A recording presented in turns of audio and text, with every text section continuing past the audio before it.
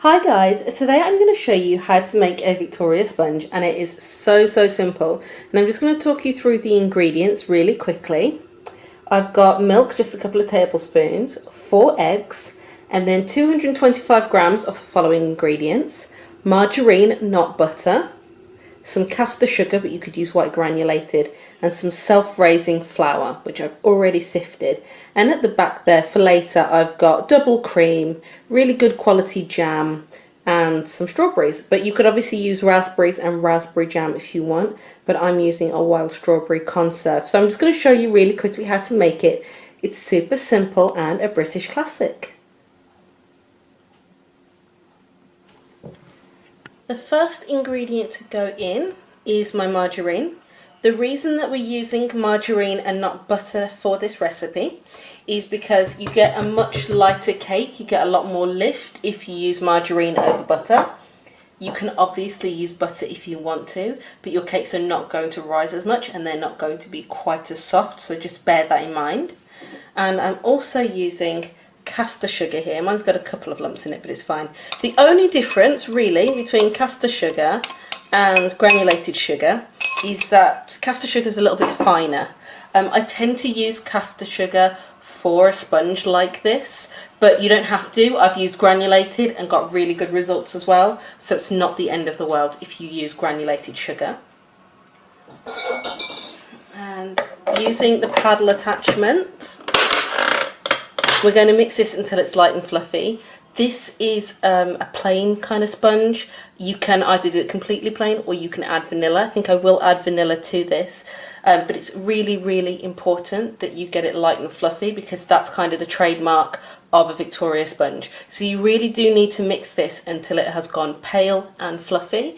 And in an electric mixer like this on a sort of low to medium speed, I would say that is at least 1 minute. So that is pretty fluffy. I'm going to add half a tablespoon of vanilla extract. This is a Madagascan vanilla extract. As I said, you can leave it plain, and if you're using a really good quality margarine that you really like, then what you'll get is the taste of that margarine and you'll get the taste of the egg, and it is really nice, but there's just something about a vanilla sponge.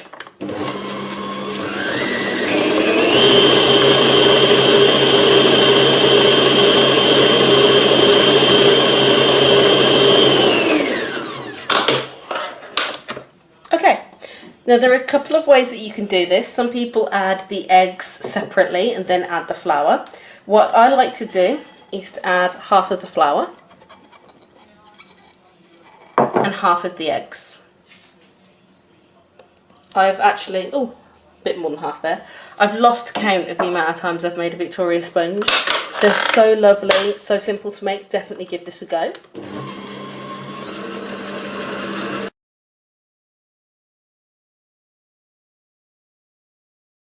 Okay, so I'd say I mixed that for about 10 to 15 seconds.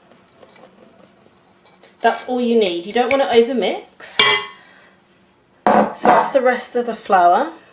That's my last egg. If I'd been paying attention, I would have just added 2 eggs at the start and 2 eggs at the end. But oh well, world isn't going to end.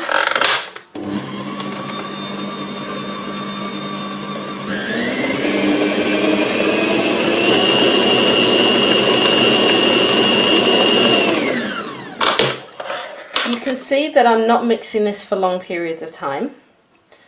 I don't want to over mix it, and because I still had a couple more ingredients to add, I didn't want to mix and then keep doing that. So I've added the milk. You need to very slowly mix this part, otherwise the milk jumps out.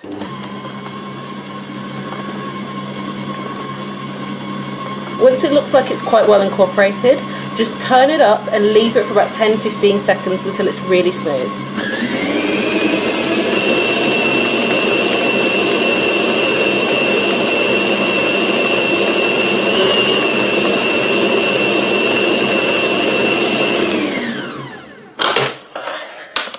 So we've got quite a smooth batter here, and I've got 2 prepared tins which I'll just show you now. These are my tins. They're sandwich tins. They push from the bottom. They're not springform. These are 6-inch tins, heavy gauge, really, really good quality, and I absolutely love them. So you're going to need 2 of those. I also have these. Now, apologies because they look a little bit dirty. Anybody who's used them before will know that this happens literally the first time that you use them. I think I've used these 5 or 6 times now, and they're really, really good. As you can see, they're Wilton. This is, I don't know if that's useful to you guys, but you can kind of see what they're made of. They're polyester, and basically what you do is you wet them. So you can't really tell that this is damp, but it is a little bit damp here, and you need to soak them in water. What I do is I run them under the tap and I leave them on the side. I don't wring them out, and then I'll come back 5 minutes later and do it again, and then they're wet enough. So it's got these little, like this bit keeps it in, kind of like on a belt buckle. So you slide it in there. What these do is they keep your cakes level and they stop them from overcooking on the side. So I use them when I've got a really big cake and I just want to stop the edges from cooking too fast. So the edges will cook at a slower rate, and that way the middle and the edges will cook at around about the same rate, and it won't be overcooked on the edges and you won't end up with thick edges. But what is great about these when you're doing a small cake, because obviously they're going to cook fairly quickly, small cakes, these will keep your cakes level on the top, which is absolutely perfect for a Victoria sponge, because really that's what you want. You want them to be quite level because you're sandwiching, and it's going to stop you from having to slice off quite a bit off the top. So I would definitely recommend using them. Depending on the look that you're going for, I have 2 here. They come in a set of 2. I didn't pay a lot of money for them. I will put a link in the description box below. I think £5, give or take, from Amazon. Really good value, have saved my life. So these are really good. You could either put them on one cake, so you can have one level cake and then a slightly domed cake as well. So the domed cake will go on the top and the level cake will go on the bottom, or you can have 2 level cakes. Now I think what I want is to have 1 level cake and 1 domed cake, so I'm only going to use 1 of these, and they slot over the top. So all I'll do, if I just show you, there's the base. Pop it in like that, and we will just, if I just show you here actually, you just pull it till it fits snugly, which is a bit easier if I hadn't wetted them first, but I wanted to kind of show you. So it fits there snugly, and then there's a little bit here which moves around, which I should have really moved before I put it on, but whatever.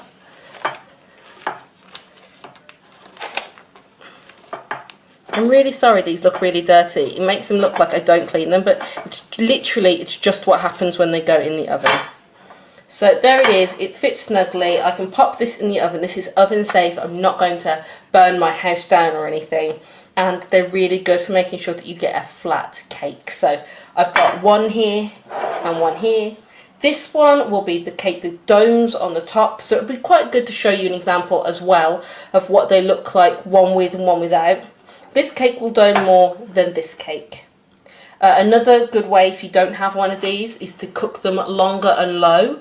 So cook it towards the bottom of the oven, you know, middle to bottom. Cook them on a lower temperature, take about 20 degrees off at least, and cook them for a longer period of time. I've preheated my oven to 170 degrees. And these will go in there, they'll be like 15-20 minutes, and that'll be about it. But you could cook them on a lower temperature, say 150, and then probably take around about half an hour. So it's really, really simple. Just spoon the mixture in. As with all sandwich cakes, try as much as you can to get them even. So if you do 1 scoop and then 1 scoop, it won't be perfect, but you'll get roughly even. You can eyeball it. Sometimes that works well, and sometimes I've had disasters, so you can pick which one you want to do.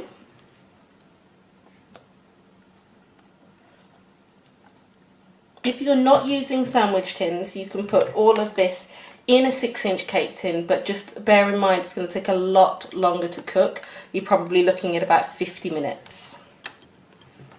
It then takes longer to cool as well before you can slice it.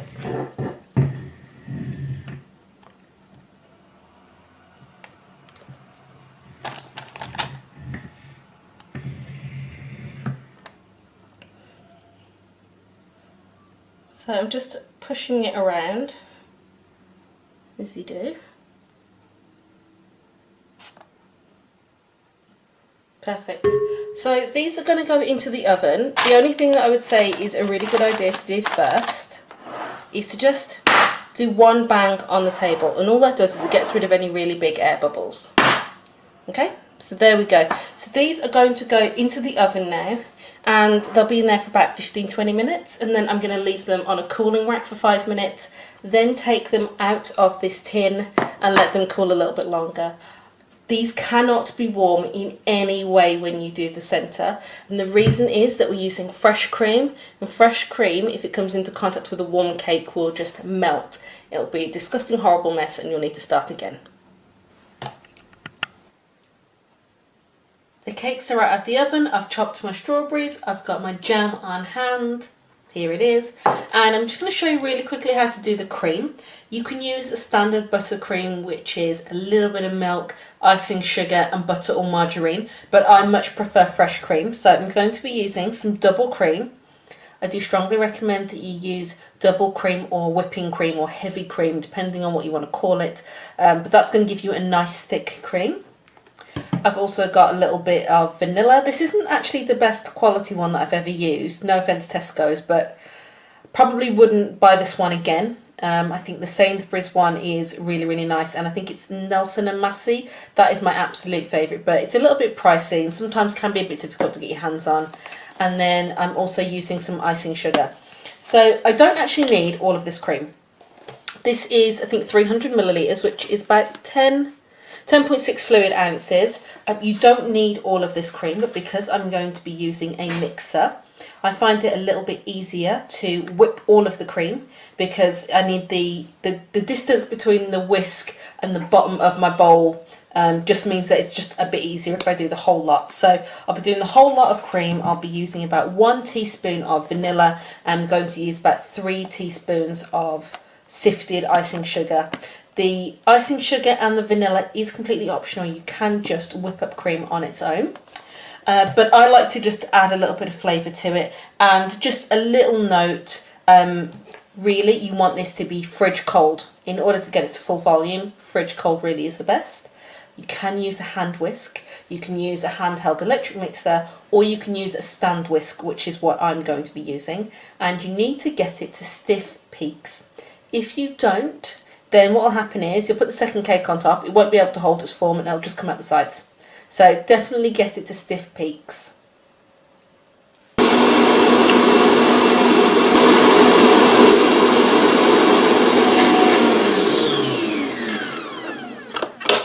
So I just wanted to show you, this is not done. If this is what happens, if you can go like that, that's not done. You really need it to be really, really thick.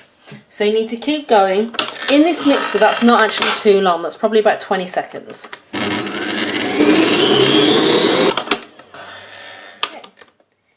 This is as stiff as you want it. It really needs to be really, really stiff, because if it's not, it's just not going to hold its shape. So I would say you need it this thick. You could have probably stopped it about 5 seconds earlier, but if you do that, as soon as you cut through it, it will come out the sides. I'm just warning you, if you do it lighter, don't say that you weren't warned. So that's the cream ready, and now we can just put this lot together. So we're ready to go. I have a plate. I've got my strawberries here, and I just wanted to kind of show you.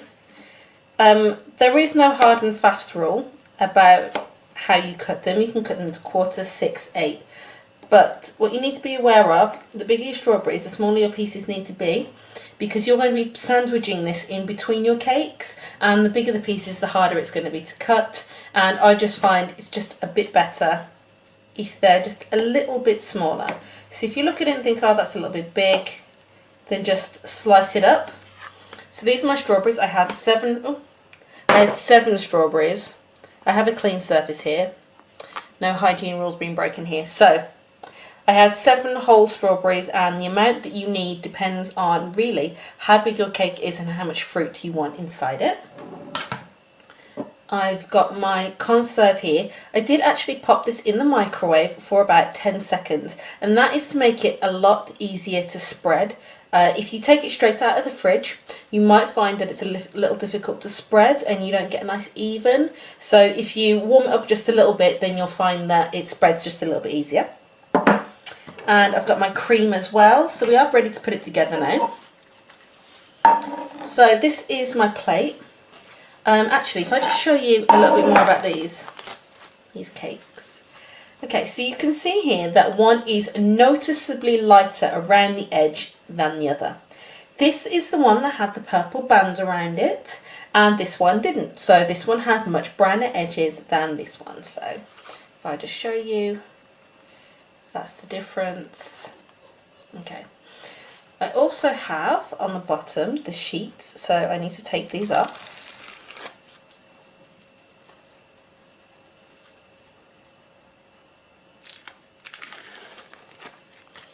Okay, so you probably can't tell from this angle, but this one is the one that, well, obviously this was the one that had the band around it, but this one's kind of nice and flat. This one, on the other hand, I didn't put really in the nicer section of the oven, i.e. the hot section. I have a fan assisted oven. Unfortunately, the fan part isn't working too well at the moment. So it didn't rise the way it should have risen. And I should have really alternated it, but I didn't. So I've kind of ended up with this like tiny little bulbous bit here, which is not really what I was going for. And as a result, I think that this one is the prettier cake. So I'm going to put this one on the top. I had intended it to be the bottom, but you just pick the prettier one. This is the prettier one. So this one's going on the top and this one's going on the bottom. So if I take my plate, you're going to start off with the bottom one and just pop it on there. The next thing that we're going to do is we're going to add our jam.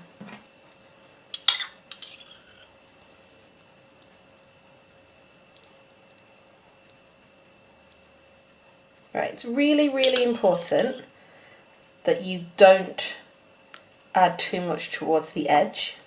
And that is because as soon as you put the weight of the second one on top, it is definitely going to spread. And you don't want it to look ugly when it spreads. But you need to put a generous amount of jam on, because jam is really like the star of the show here. So just make sure that you put a really good quality jam on. And it just tastes better. The next thing that we're going to do is add some strawberries. Now you don't need to add all of the strawberries. You can add as much or as little as you like.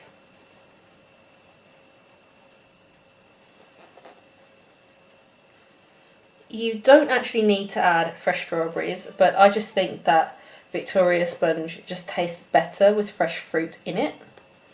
It's quite a simple cake. It really can take extra flavours.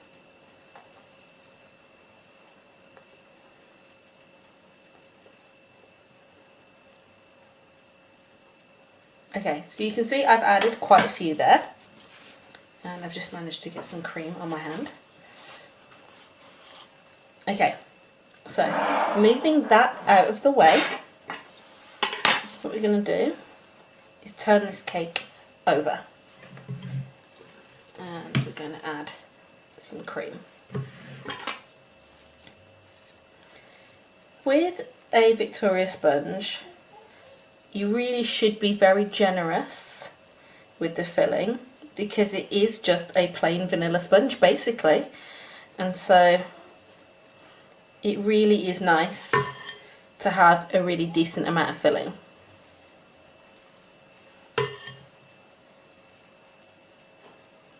Again, don't go all the way to the edge.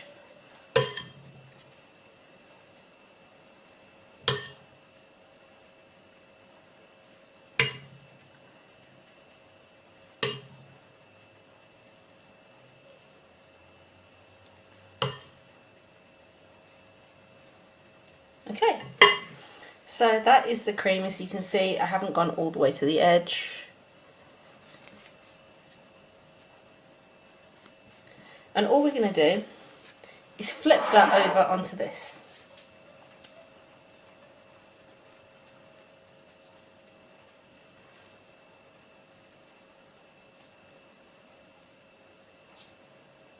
Done. Okay. Now I'm going to show you this from the other side so that you can see it.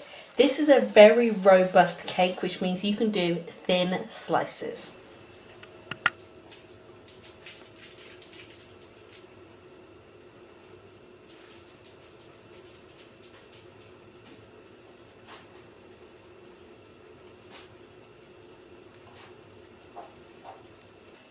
If you're not looking for a tower, which is basically the one that I've made, you can use a 7 or an 8-inch tin, and that's going to give you a flatter cake using the same quantities.